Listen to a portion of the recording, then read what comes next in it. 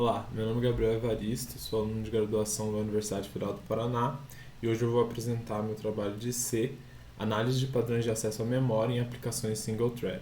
Esse trabalho foi escrito por mim, revisado pelo doutorando Sairo Raoni dos Santos e orientado pelo professor Dr. Marcos Anata Alves. Para analisar o comportamento do hardware, geralmente se faz uso de simuladores de diversos tipos. Esse trabalho vai se focar em um tipo específico de simulador, que é o simulador baseado em traços. Esses traços são um histórico do comportamento da arquitetura durante a execução de alguma aplicação. O simulador usa os traços para estimar o resultado de algumas métricas. Porém, devido ao grande número de instruções e informações que esses traços podem conter, eles podem ficar muito grandes. No nosso laboratório, o simulador usado é o Ordinary Computer Simulator. Esse é um simulador baseado em traços que são compostos por 3 tipos de arquivo. O traço estático é uma tradução das instruções do programa para um opcode e uma série de flags. O traço dinâmico é um arquivo com o número de cada bloco básico executado, um por linha. O traço de memória, ele descreve cada acesso feito à memória. Justamente porque nossos traços podem conter milhões de instruções e várias delas fazerem acesso à memória e várias dessas instruções podem se repetir, o traço de memória acaba ficando muito extenso. Nosso plano se torna então analisar um conjunto de aplicações genérico para poder extrair alguns comportamentos que nos possam trazer alguma ideia de como diminuir o traço de memória.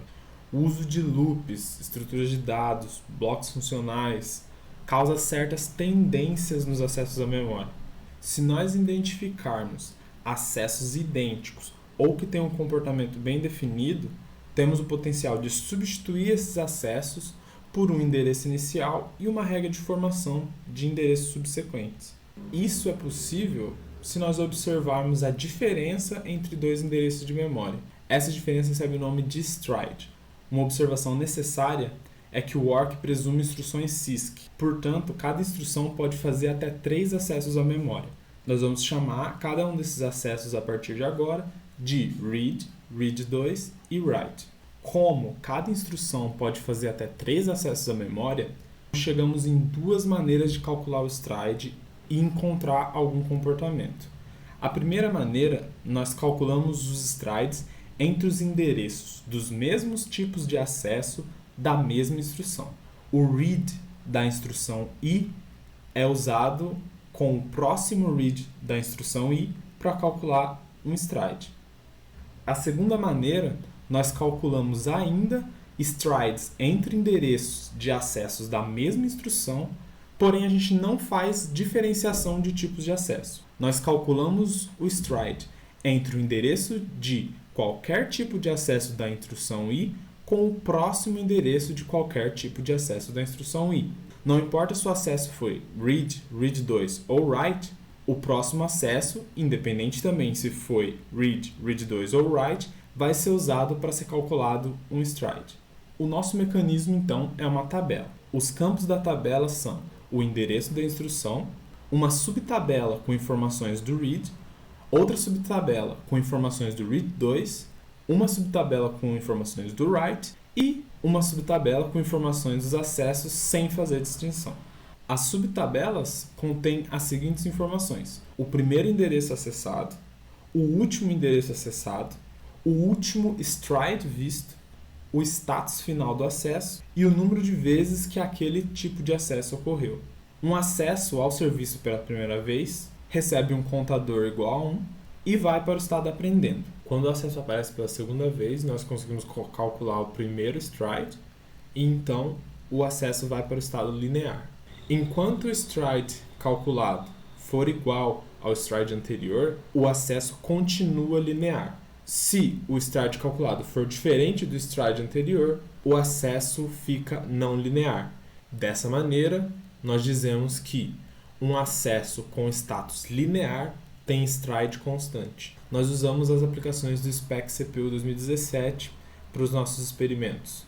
Os traços de simulação para essa carga de trabalho foram obtidos utilizando o pinpoint. Isso resultou em um traço de simulação que é uma fatia com 2 bilhões de instruções mais representativas transformadas em traços do Works. Esse gráfico mostra a porcentagem de acessos integralmente regulares das aplicações do SPEC CPU 2017. Em média, 47% dos acessos são bem comportados, ou seja, eles têm stride constante durante toda a simulação e contêm linhas redundantes no traço de memória, podendo então ser descritos de maneira mais compacta. Já esse segundo gráfico ilustra os resultados para a segunda maneira de calcular os strides, onde não fazemos distinção entre os tipos de acesso. Como esperado, misturar os tipos de acessos diminui a regularidade. Obtivemos ainda, em média, 44% de acessos que mantiveram stride constante durante toda a simulação. Esse terceiro gráfico, o topo das barras representa o tamanho atual dos traços sem compactação. O topo das barras mais escuras é o tamanho esperado após a compactação.